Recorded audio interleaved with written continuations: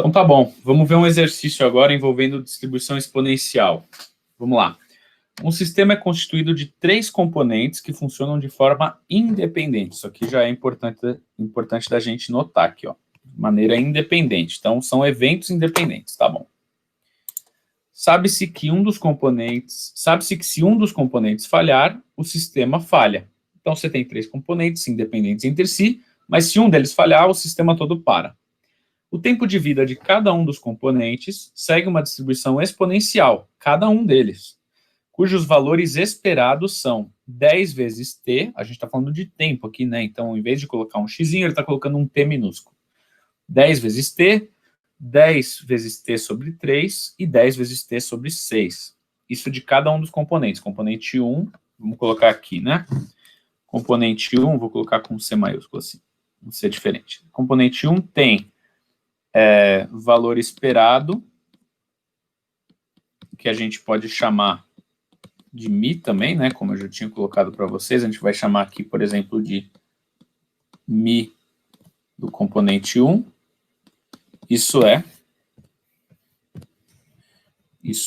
10 vezes t. Isso implica, né? Como eu falei para vocês no vídeo atrás, se o valor esperado de uma variável com distribuição exponencial, ele é 1 sobre a taxa. Então, isso implica que a taxa do componente 1 é 1 sobre 10t. De maneira análoga, a gente pode descobrir, né, com esse mesmo raciocínio, que para o componente 2, se a média do componente 2 é 10t sobre 3, a taxa de falha do componente 2 é 3 sobre 10t. T lá embaixo, né, no denominador. E o componente 3 também vai ter uma taxa de falha maior nesse caso. Se é 10 sobre 6t, a taxa de falha é 6 sobre 10, que multiplica t. Legal, a gente tem 3 variáveis contínuas que são modeladas por uma distribuição de Poisson, e para cada uma delas a gente tem os parâmetros lambda, que já definem ela como um todo, cada uma delas como um todo. Legal. Qual a probabilidade de o sistema não falhar antes de t, um tempo qualquer? Olha só. Vamos lá. O tempo, a chance de não falhar para um tempo t, para cada componente, a gente pode escrever da seguinte forma, vou colocar aqui. Vai ser a chance do valor da variável, vamos chamar a variável aleatória x, como a gente tem chamado, ela ser maior ou igual que esse determinado tempo t. Agora eu vou fazer para cada componente, ó. A chance de não falhar é ele durar mais que t. Ele durar mais que t é a mesma coisa que tudo, o tempo de vida todo, o espaço amostral todo, menos o complementar, que seria ele durar menos que t. Menos que t. Muito bem. Ele durar menos que t é toda a integral até esse valor de t, né? Se você lembrar, a gente tinha feito um gráfico assim, que tem a distribuição, até um determinado valor de t.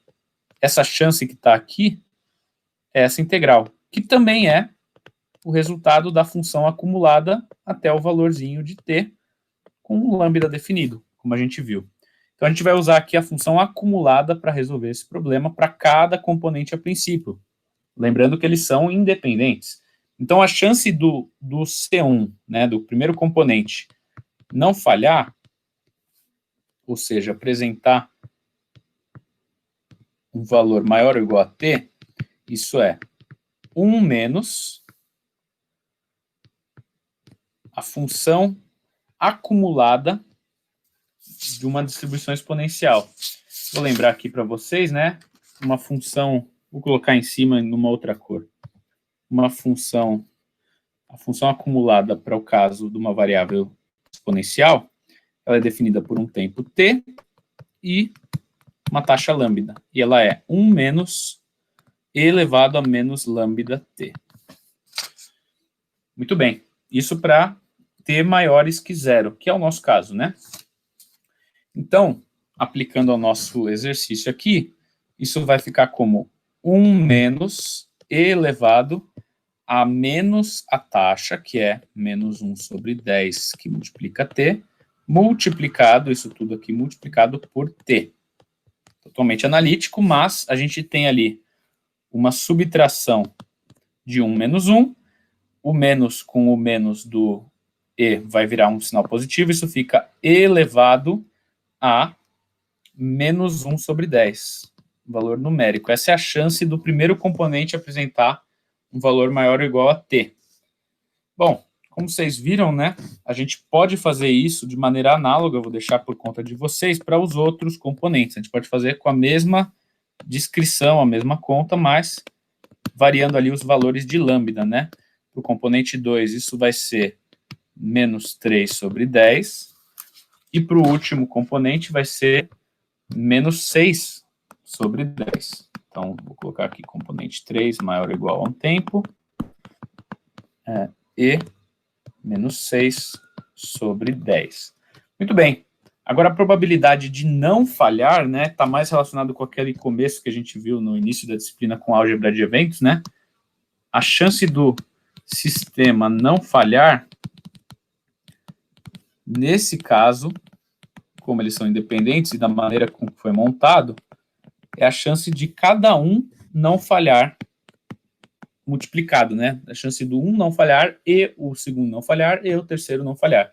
Então, nesse caso, fica e elevado a menos 1 sobre 10, que multiplica e elevado a menos 3 sobre 10, que multiplica e elevado a menos 6 sobre 10. Isso tudo dá o valor de e elevado a menos 1. Essa é a probabilidade do sistema inteiro não falhar com o que ele deu para a gente de enunciado. Tá legal? Dúvidas?